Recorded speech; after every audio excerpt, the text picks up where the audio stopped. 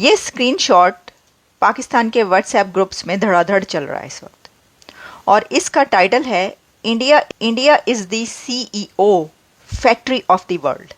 वैसे तो India pharmacy of the world कहा जाता है, लेकिन वैसे इंडिया अब तो फैक्ट्री ऑफ द वर्ल्ड हो चुका है।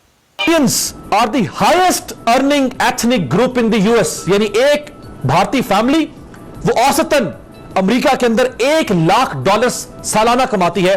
अब जो कुछ CEOs जो भारत की बड़ी बड़ी कंपनीज के CEOs हैं, मैंने बड़ी कोशिश की प्रोग्राम की तैयारी के दौरान कि आपके सामने कोई ऐसा पाकिस्तानी रख सकूं जो इस तरह की बड़ी नोटेबल कंपनीज जो ना सिर्फ अमेरिका को ड्राइव करती हैं, जो दुनिया को भी ड्राइव कर रही हैं, उन कंपनीज का कोई एक CEO, कोई प्रेसिडेंट, कोई टॉप एग्जीक्यूटिव हमें मिल जाए जो पाकिस्तानी हो, लेकिन हमें नहीं मिल सका। लेकिन ये टेक CEO से निकलकर जब हम आगे आते हैं तो हम तो ये देखते हैं कि अब तो गवर्नमेंट्स में भी फैक्ट्री इंडिया की ही लग रही है, यानी दुनिया की गवर्नमेंट्स भी इंडिया की फैक्ट्री बनती जा रही हैं। वो कैसे कि जो वहाँ के एकेडेमिया के लोग हैं या जो पॉलिटिशियंस है वो भी आ रहे हैं। भाई एक सबसे बड़ी एग्जाम्पल तो आप ये देखिए, अभी जो न्यू एडमिनिस्ट्रेशन आ रही है ट्रम्प की, उसके अंदर कितने नाम ऐसे हैं। और ये बनाया किसने है? मजे की बात है, इंडिया रेलवेज और IIT मद्रास ने बनाया है। ठीक है, उनके स्टूडेंट्स ने बनाया। और जब वहाँ पे IIT बन रही थी तब हम यहाँ पे बैठ के तालिबान को ट्रेन कर रहे थे अमेरिकन डॉलर्स के लिए, और जाके उनको जहाज के ऊपर भेज रहे थे। मैंने भी आज ये खबर पढ़ी है, उधर IIT मद्रास है और इधर IIT मदरसा, जो हम इतने सालों से सुनते हैं। कमाल कर दिया दोस्तों हमारे भारतीयों ने, पूरी दुनिया के अंदर नाम रोशन कर दिया भारत का। और देखिए कितनी मजेदार बात है, सच कहते हैं कि फार्मेसी ऑफ द वर्ल्ड तो भारत पहले ही बन चुका था, अब CEO ऑफ द वर्ल्ड बन गया है। बताइए, factory of the CEO of the world, कमाल का टाइटल मिल गया है। दोस्तों ये होती है शिक्षा, ये होते हैं संस्कार। आपने देखा होगा ना भारतीयों को, माँ बाप को कितना ही मजबूर हो जाए, कितने परेशान हो, लेकिन बच्चों को स्कूल पढ़ने के लिए जरूर भेजते हैं, क्योंकि उनको पता है कि अगर जिंदगी में सक्सेस होना है, कामयाब होना है, तो इसके लिए सिर्फ पढ़ाई जरूरी है। दोस्तों मुझे वो सुपर 30 का वो डायलॉग याद आता है जिसके अंदर वो ये कहता है कि अगर एक गरीब का बच्चा पढ़ जाए तो उसकी 7 पुश्तों तर जाती है। तो ये हकीकत है दोस्तों, पढ़ाई लिखाई ही इंसान को ऊंचा बना सकती है, और सबसे बड़ी बात यह है कि पढ़ाई लिखाई ही इंसान को आदमी बना सकती है। आप देख लीजिए पाकिस्तान के अंदर कितने लोग पढ़ाई नहीं करते हैं, वो जानवर बने हुए हैं, जिहादी बने हुए हैं। यही कारण है दोस्तों, भारत का नाम इसलिए रोशन हो रहा है। कमेंट्स कीजिएगा दोस्तों, वीडियो को लाइक और चैनल को सब्सक्राइब जरूर कर लीजिएगा। Thank you very much. इस वक्त मेरे सामने और आपके सामने भी ये एक व्हाट्सएप स्क्रीनशॉट या व्हाट्सएप पोस्ट है। ये स्क्रीनशॉट पाकिस्तान के व्हाट्सएप ग्रुप्स में धड़ाधड़ चल रहा है इस वक्त, और इसका टाइटल है India is the CEO factory of the world.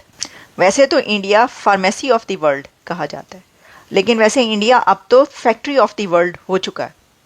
ठीक है, जब से वो आईफोन उठकर चाइना से वहाँ पर गए हैं, तो तब से तो वो दुनिया की फैक्ट्री भी बन चुका है, और सिर्फ वही नहीं, और भी बहुत सारी ऐसी प्रोडक्ट्स। लेकिन इंडिया CEO की फैक्ट्री ऑफ द वर्ल्ड है, इस पे हम पहले भी बात कर चुके हैं। क्यों है ऐसा, क्यों है?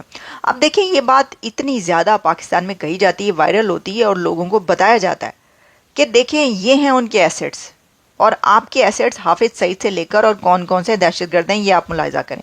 इस पर बहुत सारी बातें होती रहती हैं, डिबेट्स चलती रहती हैं, और ये सब स्क्रीनशॉट्स चलते रहते हैं। लेकिन ये टेक CEO से निकलकर जब हम आगे आते हैं तो हम तो ये देखते हैं कि अब तो गवर्नमेंट्स में भी फैक्ट्री इंडिया की ही लग रही है, यानी दुनिया की गवर्नमेंट्स भी इंडिया की फैक्ट्री बनती जा रही हैं। वो कैसे कि जो वहाँ के एकेडेमिया के लोग हैं या जो पॉलिटिशियंस है वो भी आ रहे हैं। भाई एक सबसे बड़ी एग्जाम्पल तो आप ये देखिए, अभी जो न्यू एडमिनिस्ट्रेशन आ रही है ट्रम्प की, उसके अंदर कितने नाम ऐसे हैं कि या तो उनके फोर फादर्स इंडियन ओरिजिन से हैं, और या फिर वो चले नहीं भी हैं। जैसे कि तुलसी गबर्ट के बारे में कहा जाता है, ऑब्वियसली वो इंडियन नहीं है, लेकिन वो हिंदू हैं, और वो बहुत ज़्यादा डीप कनेक्शंस है उनके इंडिया से। ये बात भी आप जानते हैं। अच्छा, फिर इसके बाद जो कुछ और लोग, ये जो नाम आए हैं इसमें, कैश पटेल, कितनी बड़ी पोस्ट पर वो अब अपॉइंट होंगे, कैन यू इमेजिन? इतने अहम डेजिग्नेशन पर दुनिया को चलाएंगे वो। ये यूनाइटेड स्टेट्स की गवर्नमेंट में जो की पोस्टों पर जो लोग होते हैं वो दुनिया को चलाते हैं। और फिर इसी के साथ जो विवेक रामास्वामी हैं उन्होंने तो काम भी स्टार्ट कर दिया, और काम ही उन्होंने शुरू किया पाकिस्तान के वो जो होटल है न्यूयॉर्क में, वहाँ से।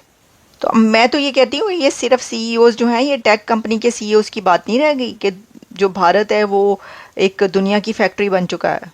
वो तो अब आप देखें कि हर चीज़ में ही ऐसा हमें नज़र आ रहा है। Indians are the highest earning ethnic group in the US, यानी एक भारतीय फैमिली वो औसतन अमेरिका के अंदर $1,00,000 सालाना कमाती है। ये सबसे ज्यादा जो माइनॉरिटीज की जितनी एथनिक कम्युनिटीज हैं उनमें सबसे ज्यादा जिनकी एनुअल अर्निंग है वो भारतीय कम्युनिटी है।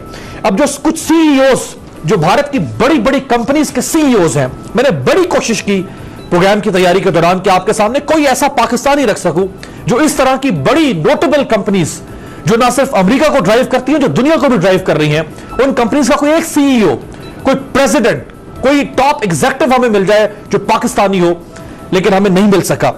गूगल के सीईओ सुंदर पिचाई, एडोब के सीईओ शांतानु नारायण, इसी तरह से सत्या नडेला जो कि माइक्रोसॉफ्ट के सीईओ है, इन्होंने 2014 फरवरी में सीईओ का चार्ज संभाला माइक्रोसॉफ्ट का। अब ये 3 बड़ी कंपनियां दुनिया की, ये सिर्फ अमेरिका नहीं, ये दुनिया को लीड करती हैं। अजय बंगा ये भारतीय हैं और ये इसके प्रेसिडेंट हैं और इसके सीईओ हैं। नोकिया, आज शायद सेलुलर कंपनीज में उसका वो नाम नहीं, लेकिन एक दौर था जब नोकिया का तूती बोलता था। राजीव सूरी नोकिया के 2014 मई में सीईओ बने अमेरिका में। इसी तरह से कॉग्निजेंट कंपनी है जो कि मल्टीनेशनल कंपनीज का एक ग्रुप है और ये आईटी सर्विसेज, डिजिटल टेक्नोलॉजी से रिलेटेड और ऑपरेशन से रिलेटेड सर्विसेज प्रोवाइड करती है। इसके सीईओ फ्रांसिस्को डिसोजा जब ये सीईओ बने तो उस वक्त इस कंपनी की जो रेवेन्यू था वो $2.1 बिलियन था 2007 में, और 2018 में ठीक 11 साल के बाद इनकी लीडरशिप में जो उस कंपनी का रेवेन्यू है वो $16.1 बिलियन तक पहुंच गया था। इसी तरह से दिनेश पलिवाल ये हार्मन इंटरनेशनल के सीईओ हैं। ये एक सब्सिडरी है सैमसंग इलेक्ट्रॉनिक्स की। सैमसंग दुनिया की बहुत बड़ी कंपनी, साउथ कोरिया से इस कंपनी का ताल्लुक।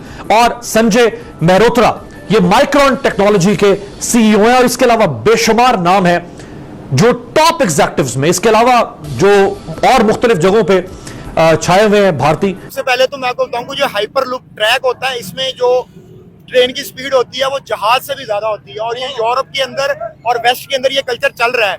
एशिया के अंदर इंट्रोड्यूस करवाने वाला ये कल्चर पहला मुल्क इंडिया है, ठीक है। और उसके साथ इन्होंने 7 कॉरिडोर्स भी बना लिए हैं इसी ट्रेन के, जो कि इंडिया के बहुत बड़ी सिटीज को आपस में कनेक्ट करेंगे। आई थिंक ये ट्रैक जापान में भी है, जापान के अंदर भी ये ट्रैक है। और इस तरह के अब, और ये बनाया किसने है, मजे की बात है, इंडिया रेलवेज और आईआईटी मद्रास ने बनाया है, ठीक है।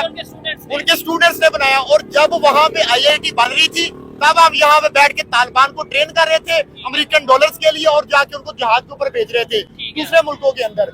अमेरिका के लिए हम काम कर रहे थे। उस वक्त वो अपनी डेवलपमेंट कर रहे थे, और हमने क्या डेवलपमेंट किया, हमने मदरसा सिस्टम के अंदर अपनी इन्वेस्टमेंट की। और हमें यहाँ तक नहीं पता होता कि हम उसके ऊपर जो इन्वेस्टमेंट कर रहे हैं वो पैसे कहाँ से आ रहे हैं, उनको फंड कौन कर रहा है। ये बड़ी हैरत वाली बात है जो आपने दिलशाद भाई बताई है। मुझे ये तो खबर मिली थी कि आईआईटी जो है उन्होंने मिलकर, लेकिन वहाँ के स्टूडेंट्स ने और इंडिया के रेलवे ने मिलकर ये सिस्टम बनाया है। जबकि अगर पाकिस्तान की अगर बात करें, अब मैं आपकी तरफ भी आता हूँ। अंबर जी, आप क्या कहना चाहेंगी इस खबर का? आपको पहले पता था?